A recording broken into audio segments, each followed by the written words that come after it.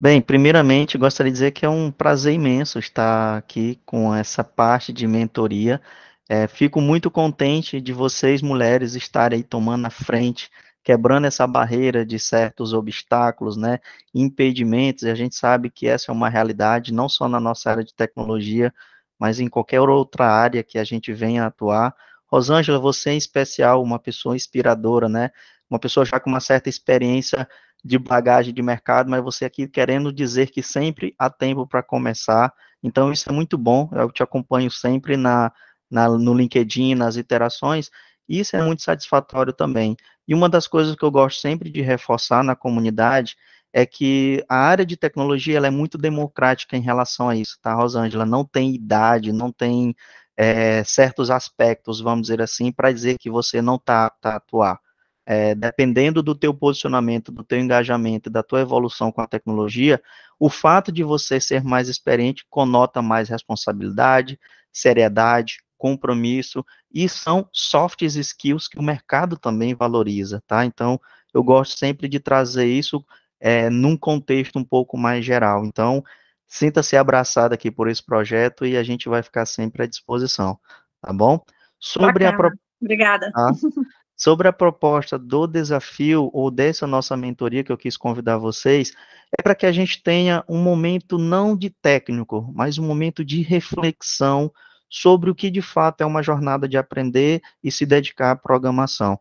Vocês já me acompanham na comunidade e aqui não seria diferente. Eu não vendo sonhos, eu não vendo processos milagrosos que as pessoas em uma semana já vai estar desenvolvendo frameworks, em 6 meses já vai ser um desenvolvedor pleno, sênior, ganhando 6 até 10 mil reais. Vocês sabem que essa não é a realidade, tá, pessoal? Outro aspecto também, eu vejo muito a comunidade se preocupando em meios que você pode tentar pular etapas ou de uma forma não sofrer de uma forma assim um pouco literal nos processos necessários para um aprendizado na área de programação.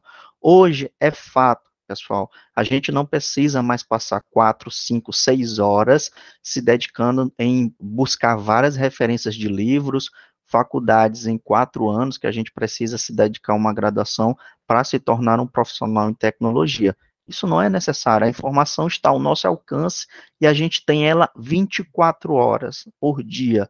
Então, tendo uma programação consistente, um plano de estudo consistente e não de forma arbitrária e aleatória, com isso vocês vão conseguir ter os resultados esperados no tempo que vocês que forem conveniente para vocês. Talvez para a Camila, ela consegue se dispor 2 horas ao dia, para Rosângela, devido a outras responsabilidades, só 30 minutos é o que ela consegue fazer. Mas isso não difere. O que é importante, pessoal, é como você vai se dispor naquele tempo que você se comprometeu a evoluir na linguagem, tá?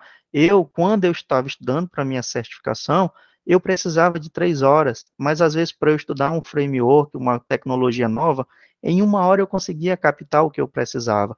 Então também tem muito disso. A questão é, coloquem fronteiras ou objetivos específicos de forma temporária, né, ou evolutiva. Então, essa semana eu vou estudar controle de fluxo. Eu não vou me apegar a API, eu não vou me apegar a banco de dados, eu não vou me apegar a frameworks. Eu vou estudar controle de fluxo. Poxa, eu coloquei uma semana. Será se eu preciso verdadeiramente de uma semana? Você vai conseguir se responder pelo teu próprio engajamento. Talvez um outro cenário, agora eu vou estudar banco de dados. Você colocou a mesma uma semana, mas você ainda não consegue sair do famoso insert. Tem algo de errado? Não.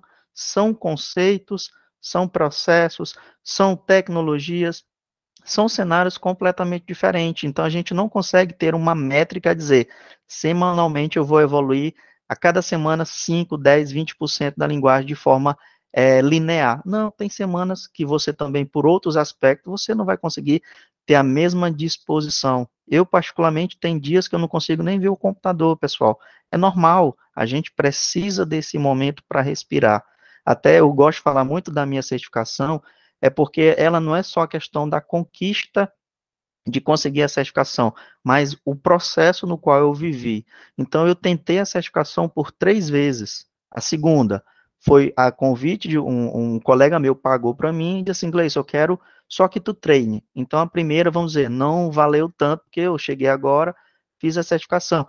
Mas o que é que instigou isso em mim? Poxa, eu preciso estudar, eu preciso dar uma devida atenção. Na segunda, eu não passei por uma questão. Chorei feito uma criança.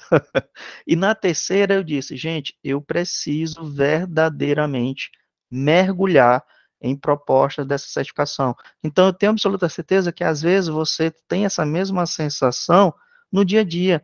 Cara, eu não estou entendendo Spring, eu não estou entendendo JPA.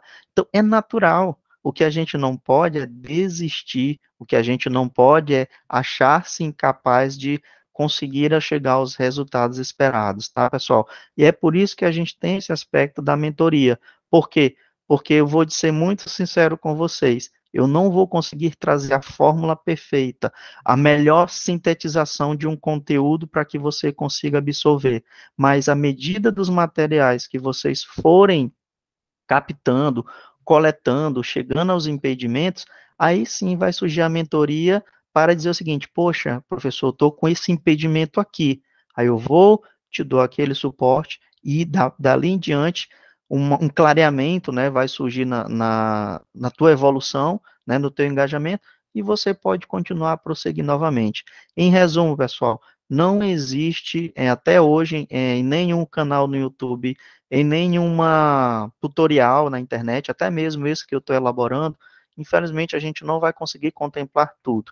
Mas o mínimo necessário eu quero oferecer para vocês, o que é conceitos, fundamentos, alguns cases e algumas provocações conceituais. Cara, o professor falou sobre controle de fluxo, um exemplo, né?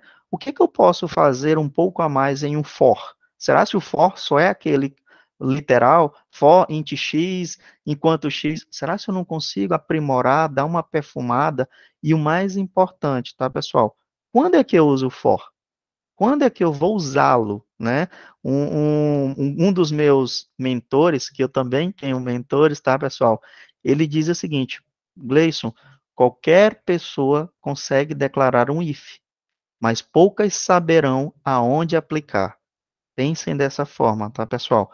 If, qualquer pessoa vai no YouTube e sabe o que é if. Se faz alguma coisa, se não, faz outra coisa. Mas e num contexto, aonde eu vou aplicar um if? Entendeu, pessoal? Então, esse é o grande cenário que a gente tem que enraizar de fato na aplicabilidade do uso da tecnologia, tá? Então, de uma forma mais reflexão nesses primeiros minutos, eu queria trazer isso para vocês, queria dizer que eu fico à disposição porque for necessário, vocês têm a nossa, não só como uma prestação de serviço, mas vocês têm a minha disponibilidade como uma pessoa que gosta de colaborar e sintam-se à vontade sempre que precisar, tá bom? Então, pessoal, a minha ideia é tentar trazer uma proposta onde a gente desmistifique esse fato de achar que aprender programação só tem um objetivo, desenvolver a API e ter o front-end para consumi-la. Não. Desenvolver o software ele está baseado na necessidade do cliente. Software é automatizar processos, correto? Então, eu só consigo automatizar um processo se eu conhecer ou dominar o processo, tá? Um outro mentor, isso já tem mais de 20 anos, e foi um grande gatilho conceitual, né, e que eu tive em relação a me dedicar como programador. Uma vez eu perguntei, cara, como é que eu aprendo isso? Eu cheguei ao extremo, tá, pessoal? Eu vivi estudando, um belo dia ele estava lá prestando serviço para uma siderúrgica onde eu trabalhava, e eu dizia o seguinte, cara, eu não aguento mais chegar em casa e não saber, eu não conseguir evoluir. Onde é que eu aprendo isso? Como é que eu aprendo? Aí ele chegou e disse assim, Gleice, o que é que eu preciso, qual a primeira coisa que tem que fazer se tu estivesse trabalhando em uma lanchonete para fazer hambúrguer? Qual seria a primeira coisa que tu faria para tu fazer um hambúrguer, né? Para tu começar a tua atividade diária, vamos dizer assim. E eu passei assim uns 2 minutos, né? Cara, talvez eu cortasse o pão, talvez eu botasse o hambúrguer na chapa e assim por diante. Aí ele falou assim, cara, pensa um pouquinho mais atrás. o que é que tu faria? Aí eu fiquei sem jeito, né, cara? Se não é cortar o pão, o que é que eu vou fazer, né? Ele disse assim, inglês, já pensou em esperar o pedido do cliente? Então, nossa, isso para mim foi um gatilho, é um gatilho conceitual muito importante. Qual tipo de hambúrguer eu vou fazer sem saber qual o cliente deseja? Então, pessoal, o papel do desenvolvedor é esse, se vestir-se de usuário sempre que possível. Então, se você está criando um sistema de controle de estoque, como é que você gostaria de gerenciar seu estoque? Eu vou gerenciar por almoxarifado, ou eu só vou ter um almoxarifado? Eu vou ter produtos que são perecíveis e que não são perecíveis? Esses perecíveis, eu tenho que ter um controle de validade, né? Porque produtos perecíveis são mais delicados, vamos dizer assim, tá? Como é que é o meu leque de clientes? Eu só vou trabalhar com clientes pessoa física ou pessoa jurídica? Quais são as categorias dos meus produtos? E eu preciso classificar por categoria? Será que é interessante eu saber que meus produtos eu posso agrupar por eletrodomésticos, móveis, cama, mesa e banho? Então, são questionamentos, pessoal, que a gente tem que ter sem nem mesmo pensar em tecnologia. Vocês concordam? Então, a partir de agora, tragam o dia a dia de vocês para o mundo de aprender a programação. Camila, um exemplo. Se você trabalha em e-commerce, é um cenário. Rosângela, se você trabalha com contabilidade, como é que você conseguiria automatizar algum processo? Edith, se você tivesse alguma experiência no cartório, em um cartório ou qualquer outra situação, como é que vocês iriam automatizar esse cenário? Tá? Então, essa é a grande sacada. E aí, claro que eu não vou pedir, isso fica a critério de vocês. O que eu quero é que nós todos aqui tenhamos um único pensamento, um único desafio. E aí eu fui pensar numa forma de criar um contexto que a gente pudesse, de uma forma ilustrativa, evoluir essa aplicação ao longo do tempo. Então eu pensei o seguinte, cara, é muito bacana, como eu venho do mundo mais instituições financeiras, então eu gosto muito dessa questão de controle de contas, extratos, movimentos, saldos e assim por diante. Eu pensei o seguinte, poxa, eu poderia colocar um desafio para eles criarem uma conta digital. Só que quando a gente fala de conta digital, já submete logo tendências de tecnologias high level, alto nível, APIs, interfaces, app e tudo mais. Então, o que é que eu fiz? Vamos criar uma conta só que para um contexto onde as pessoas não têm acesso à tecnologia de uma forma tão trivial. E aí eu criei a conta rural. O que isso quer dizer? É um contexto, pessoal, que lá na frente, obviamente, vamos criar a nossa API, vocês podem estudar desenvolvimento mobile para criar a interface de vocês, mas o que eu quero dizer é o seguinte: o nosso cenário, o nosso requisito não contempla o que há de mais moderno. É o famoso pranchetão, a ficha, tá? Então, assim, foi a forma que eu mais tentei identificar para que a gente pudesse desmistificar essa jornada, tá, pessoal? Então, pensem que também, como desenvolvedor de software, a gente também tem que ser realista. Não existe fórmula secreta para todos os cenários. Tá? Outro ponto importante, a Edith acabou de chegar a essa conclusão. Não existe Spring Boot em todos os projetos só porque é Java. Temos outras variações, tá? E aí, qual é a ideia desse nosso projeto? É muito simples. Primeiro, a gente vai usar o mínimo de recurso possível que a linguagem oferece.